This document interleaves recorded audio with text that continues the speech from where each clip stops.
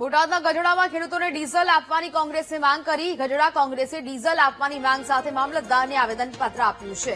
કેટલાક petrol pump પર ડીઝલનો જથ્થો ન હોવાનો કોંગ્રેસે આરોપ લગાવ્યો. કેટલાક પેટ્રોલ પંપ પર જરૂરિયાત મુજબ ડીઝલ ન અપાતું હોવાનો આરોપ છે. તાત્કાલિક અસરથી ખેડૂતોને પૂરતા પ્રમાણમાં ડીઝલ આપવાની કોંગ્રેસે માંગ કરી છે. 15 દિવસ પૂરતો હવે ખેડૂતોને પ્રોબ્લેમ છે કે ડીઝલની તત્કાલ જરૂર છે. આવા સમયે ડીઝલ મળતું નથી એટલે ખેડૂતોને ખૂબ મુશ્કેલી છે. ગામડું અને અર્થતંત્ર ખેતી ભાંગી જાય છે. તો તાત્કાલિક ડીઝલની વ્યવસ્થા મામલતદારશ્રી, કલેક્ટરશ્રી કરે ખેડૂતો માટે એવી માંગણી કરવા માટે આજે અમે આવ્યા હતા અને લેખિતમાં આવેદનપત્ર મામલતદારશ્રીને આપ્યું છે.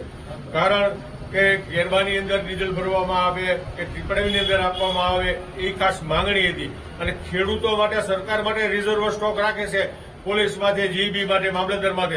તો ખેડૂતો માટે પણ અત્યારે રિઝર્વ સ્ટોક રાખવાની હાલ જરૂર છે. ખેડૂતોને આ ચોમાસાના દિવસો નજીક છે ત્યારે 1 મહિના પૂરતા ખાસ ડીઝલની જરૂર હોય એટલે તત્કાળ આ તંત્ર વ્યવસ્થા કરે ખેડૂતો માટે. આ ગંભીર વાત છે. એક બધું ગામડાના ઉત્કર્ષની વાત કરે છે ત્યારે આ ખેતી વ્યવસ્થિત કામ નહીં થાય તો ગામડું અને ખેડૂત ભાંગી જાય છે.